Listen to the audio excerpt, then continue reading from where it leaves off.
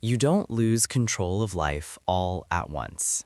You lose it slowly, in small moments where you choose comfort over discipline, reaction over control, ego over awareness.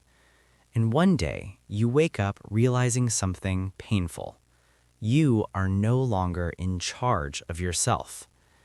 Miyamoto Musashi believed this was the greatest failure a human could face. Not losing a battle, not losing status, but losing mastery over the self. Because once you cannot command your thoughts, your emotions, your impulses, life begins to command you. Musashi never separated self-mastery from life mastery. To him, they were the same thing. A man who cannot control anger cannot control decisions. A man who cannot control fear cannot control direction. A man who cannot control desire will always be controlled by circumstance. This is stillness and direction. This channel is about ancient warrior disciplines that build inner authority in a chaotic modern world. No motivation, no comfort talk, only control. If you want to master yourself before life masters you, subscribe. And if you're ready to stop being pulled by emotion and start moving by choice, like the video now. Now listen carefully. Musashi did not believe self-control came from force. He believed it came from practice.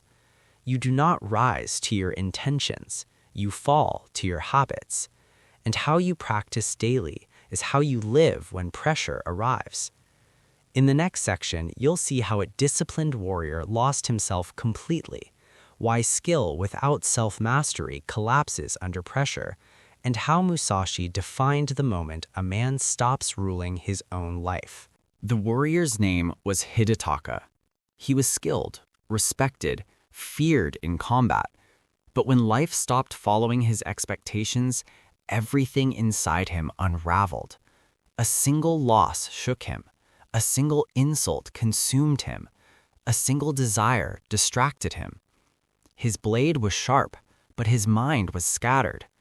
Musashi watched him closely and saw the danger immediately. "You have mastered technique," Musashi said, "but you have never mastered yourself." Hidetaka didn't understand. He trained daily. He followed discipline. He obeyed rules.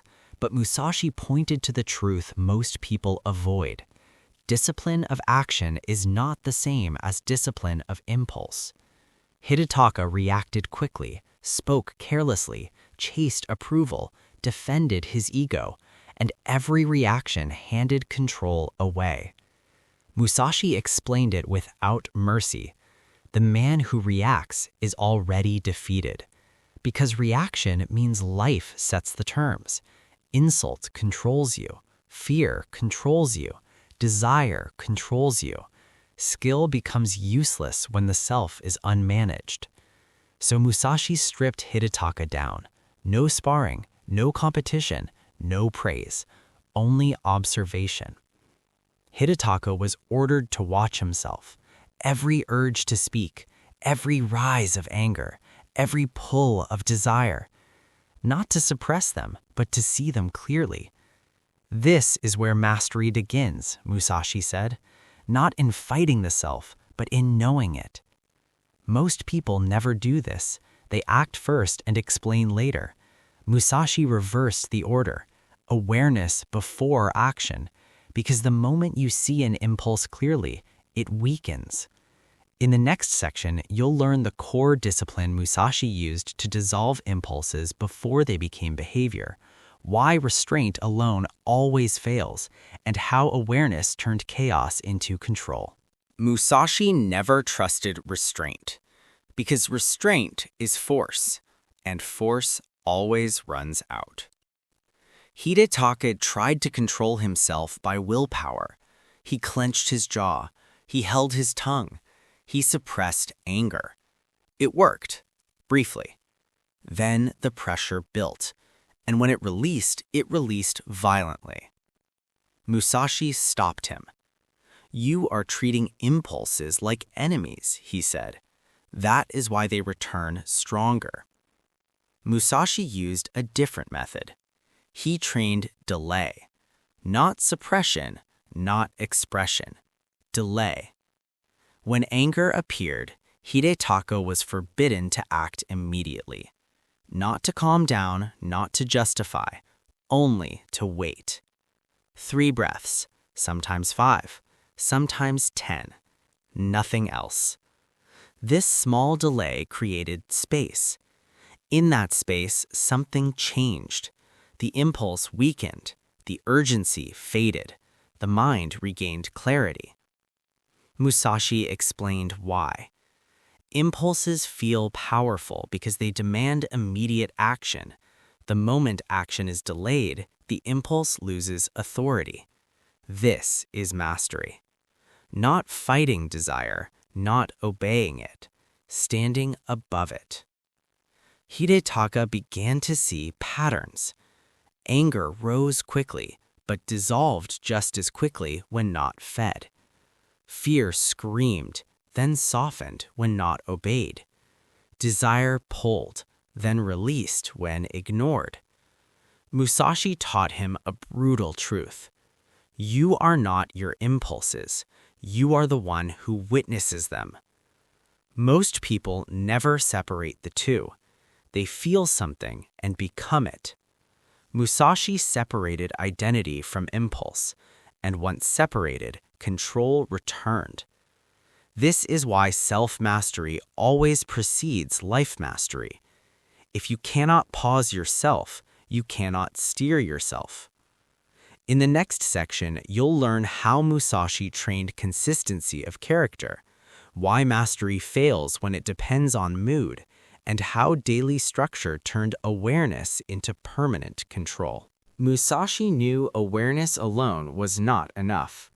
Awareness without structure eventually collapses. Hidetaka could now see his impulses. He could pause before reacting. But some days he was sharp. Other days he wasn't. Mood still influenced control. Musashi corrected this immediately. Self-mastery that depends on how you feel is not mastery, he said. It is luck. So structure was introduced, not motivation, not inspiration, structure. Hidetaka's day was reduced to fixed actions. Wake at the same time, train at the same time, eat at the same time, sleep at the same time. No negotiation. Musashi believed consistency of behavior creates consistency of character. When actions repeat regardless of mood, identity stabilizes. This is where most people fail. They try to control emotions directly. Musashi controlled environment and rhythm. When the day has a fixed shape, impulses lose opportunities to hijack behavior. There is no question of, do I feel like it? The body moves. The mind follows. Hidetaka noticed something critical. On days with structure, his impulses were weaker. Not because he was calmer, but because there was less space for them. Idle time feeds impulse. Structure starves it. This is why Musashi lived simply. Few possessions, few distractions, few choices. Not out of poverty, but out of precision. Every unnecessary option is a chance for the self to lose control. In the next section, you'll learn how Musashi removed ego from decision-making, why identity is the final trap of self-mastery, and how dissolving the need to prove yourself made control permanent. Musashi believed ego was the final enemy. Not fear, not anger, not desire. Ego. Because ego turns every moment into a test of worth. Hidetaka still lost control when his pride was touched. A comment, a comparison, a loss of status. Musashi pointed directly at it. You do not react to events, he said. You react to threats against your image. As long as you protect an identity, life can control you through it. Respect, recognition, being right, being seen. Musashi removed these attachments completely. He did not defend himself verbally. He did not explain his actions. He did not seek approval. Not because he lacked confidence, but because confidence that needs defense is fragile. Hidetaka was given a harsh rule: no self-justification. If criticized, he stayed silent. If misunderstood, he moved on. If ignored, he continued. At first, this felt humiliating, but humiliation only exists when ego demands protection. Slowly, the emotional charge disappeared. There was nothing to defend. Musashi explained the final truth. When there is no image to protect, there is no reason to lose control. Ego creates constant inner tension. Tension drains clarity. Clarity is required for mastery. Once ego loosened its grip, Hidetapa's actions became clean. No overreaction, no overthinking, no emotional spikes. This is why Musashi appeared emotionless to outsiders. Not because he felt nothing, but because nothing inside him demanded attention. In the final section, you'll see how all of these disciplines combine into complete self-mastery, why mastering yourself inevitably leads to mastering life, and how to apply Musashi's philosophy in a modern world without becoming extreme or detached. Musashi's philosophy ends where most people never arrive.